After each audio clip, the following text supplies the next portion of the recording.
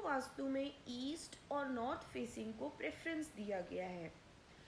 जब भी हम ईस्ट या नॉर्थ फेसिंग भवन बनवाते हैं तो आप देखिए उसमें जो गेट हम बनवाते हैं, उस गेट की जो रैंप बनती है जिसे हम ढलान बोलते हैं, वो अपने आप ही ईस्ट या नॉर्थ में बन जाती है, क्योंकि हमें वहाँ गेट काटना होता है। तो जाहिर सी बात है रैंप देंगे, जब रैंप देंगे तो ढलान भी होएगी, ढलान होएगी तो वो अपने आप ही सही वास्तु हो जाता है। क्योंकि दक्षिण और पश्चिम में ढलान की मनाही है, इसीलिए जिन लोगों को ज्ञान नहीं है वो अपने आप ही जब वो ईस्ट और नॉर्थ फेसिंग प्लॉट लेते हैं, उस पर घर बनाते हैं, तो ऑटोमेटिकली उनका ढलान सही हो जाता है। अगर मैं ओटीएस की बात करूं तो ईस्ट और नॉर्थ में ओटीएस बहुत शुभ माना गया है।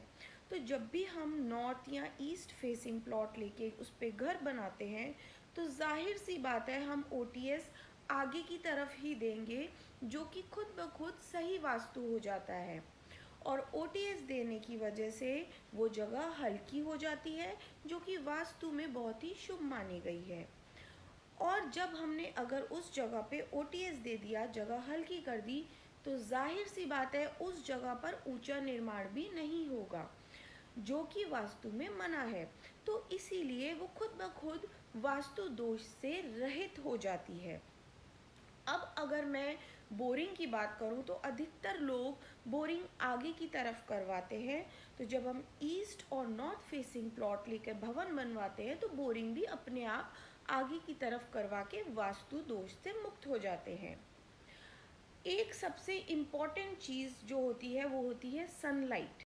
जब भी हम ईस्ट फेसिंग भवन बनवाते हैं तो सूर्य की रोशनी सीधा आपके भवन पे पड़ती है, जो कि बहुत ही शुभ होती है।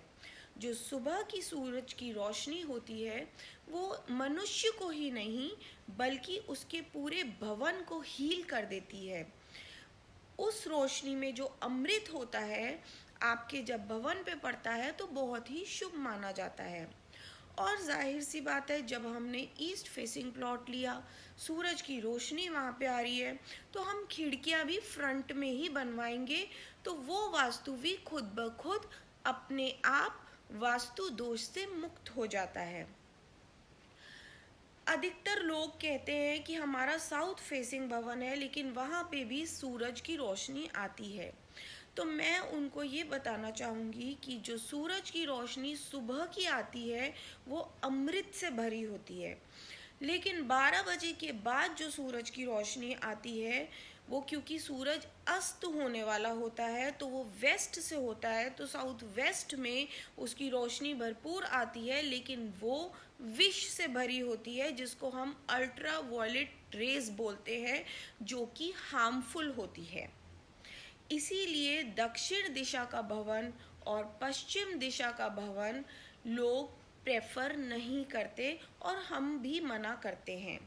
देखिए अगर आप दक्षिण दिशा या पश्चिम दिशा का भवन लेते हैं तो एक वास्तु कंसल्टेंट को ज़रूर हायर करिए, क्योंकि अगर आपने दक्षिण या पश्चिम दिशा का घर ले लिया और आपको वास्तु का ज्ञान नहीं है तो आपका भवन आपको बहुत कष्ट दे सकता है।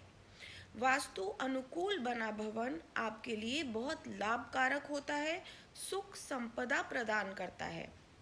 आखिरी और सबसे इम्पोर्टेंट बात, क्यों लोग घर में टिकते ही नहीं हैं, क्यों लोगों की ज़िंदगी भाग रही है, क्यों लोग घर से भाग रहे हैं, क्यों लोग अधिकतर घर पे समय ही नहीं बिताते, उसका कारण भी यही होता है कि जब हम दक्षिण या पश्चिम दिशा का मकान बनाते हैं तो जाहिर सी बात है कि जो कमरे बनते हैं वो फ्रंट वॉल पे नहीं बनते, क्योंकि फ्रंट वॉल पे अक्सर लिविंग रूम, ड्राइंग रूम ये बनाया जाता है, हॉल बनाया जाता है, और कमरे बनते हैं बैक वॉल्स पे, यानी कि नॉर्थ और ईस्ट वॉल पे, जिसकी वजह से स्टेबिलिटी इशू आता है। और आप देखिएगा ईस्ट और नॉर्थ फेसिंग भवन में इस चीज़ का लाभ होता है, जिनको वास्तु नहीं भी पता उनका ऑटोमेटिकली सही हो जाता है। क्यों? क्योंकि उनके कमरे बनते हैं बैक वॉल्स पे, यानी कि दक्षिण और पश्चिम दिशा पे, जिसकी वजह से उनकी ज़िंदगी में ज़्यादा सुकून रहता है। अगर आपको मेरे वीडियो पसंद आई तो उसे लाइक, सब्सक्राइब और शेयर करना मत भूलिएगा।